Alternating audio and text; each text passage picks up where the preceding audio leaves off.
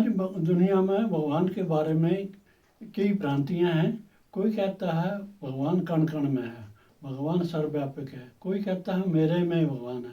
और कई जो अपने इष्ट को और गुरुओं को ही भगवान माने बैठे हैं। परंतु भगवान एक है और उसका सत्य परिचय भी एक ही होना चाहिए। वो हमारा परम पिता है और हम उसकी संतान हैं। तो हम संतान होने के नाते हमें उस प्रभु का, उस परमात्मा का परिचय होना आवश्यक है। और इसके बारे में एक मेरे को आख्यान याद आता है कि एक बार गांधी जी वो ट्रेन में रेलवे में सफ़र कर रहे थे और एक साधारण डिब्बे में जा रहे थे। तो उनके साथ दो किसान भी बैठे थे। और रात को जब महात्मा गांधी जी को नींद आने लगी तो उनके पैर जो है पसर गए और उन किसानों को लगे। और किसानों ने उनको बोला कि बूढ़े हाथ मत मारो। उसके बाद फिर उन्होंने अपने पैर हटा लिए। दूसरी बार फिर गांधी जी को उसकी नींद की झपकी आई। तो नींद की झपकी में फिर उनके पैर जो है किसान को जा लगे।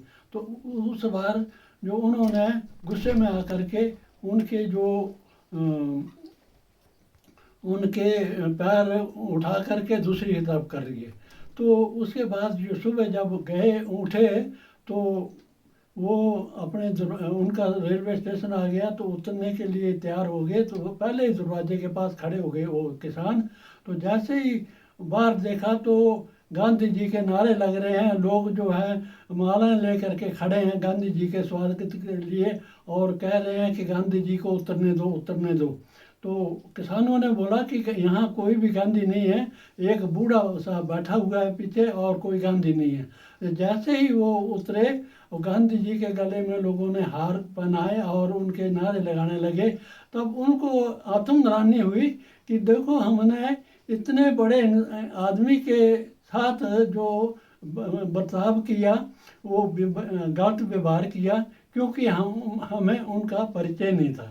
इसी प्रकार भगवान का परिचय न होने के कारण हम उससे जो प्राप्त होने वाली सुख शांति के जो है और दूसरी और भी कई ऐसी चीज़ें हैं जो भगवान से प्राप्त कर, क्योंकि भगवान को ही मतलब मानते हैं कि सुख दुख और सुख का भी दाता वही है, शांति का दाता भी यही है और ज्ञान का दाता भी वही है।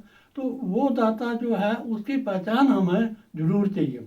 तो इसके लिए मैं सभी से भाइयों और बहनों से निवेदन करता हूँ कि आप ब्रह्मा कुमारी आश्रम के किसी भी सेवा केंद्र पर आकर के ये ज्ञान के ये परिचय प्राप्त करें और देखें कि परमात्मा जो है इस धरा पर आकर के अपने जो बच्चों के लिए अपने मनुष्य को देवता बनाने के जो ज्ञान दे रहे हैं और समझ दे रहे हैं कि कैसे हम मतलब अपने जीवन को धन्य बना सकते हैं, सुख शांति से संपन्न बना सकते हैं।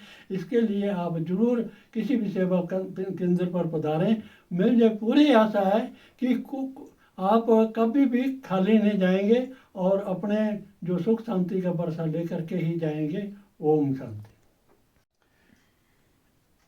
एक बार की बात है, एक आदमी भगवान के पास प्रार्थना करने लगा कि हे भगवान मेरा बचपन मेरे को वापस कर दे।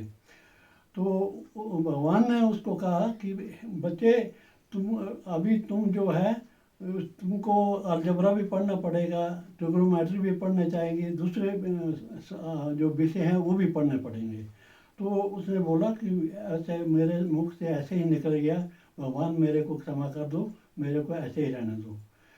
भगवान जब इस सृष्टि पर, क्योंकि वो पढ़ना नहीं चाहता था इसलिए ऐसा है। तो जो प्राप्ति है, जो कुछ कोई बनना चाहता है तो उसके लिए ज्ञान चाहिए, पढ़ाई चाहिए। और पढ़ाई चाहे वो भौतिक हो चाहे आध्यात्मिक हो, उसके बगैर कोई भी आदमी जो है बड़ा नहीं बन सकता है।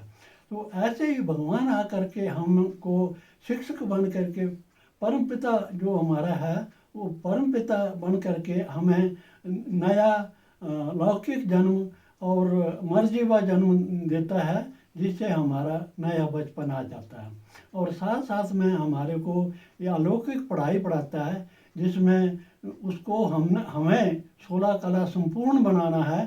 तो हमें ऐसी पढ़ाई पढ़ाता है जिससे हम रूहानी डॉक्टर बन जाते हैं, रूहानी सैनिक बन जाते हैं, वास्तुकार बन जाते हैं, कलाकार बन जाते हैं, शिल्पकार बन जाते हैं, तो वकील बन जाते हैं, व्यापारी बन जाते हैं, और दूसरे क्या बोलते हैं ये बन जाते हैं, जौहरी बन जाते हैं। तो इस प्रकार के जो हमारे, क्योंकि उसने जो हमको 16 कला संपूर्ण संपन्न बनाना है, तो ऐसी पढ़ाई पढ़ाने वाले उस प्रभु को, उस ज्ञान के सागर परमात्मा को मेरा नमन, कोटि से नमन। ओम शांति।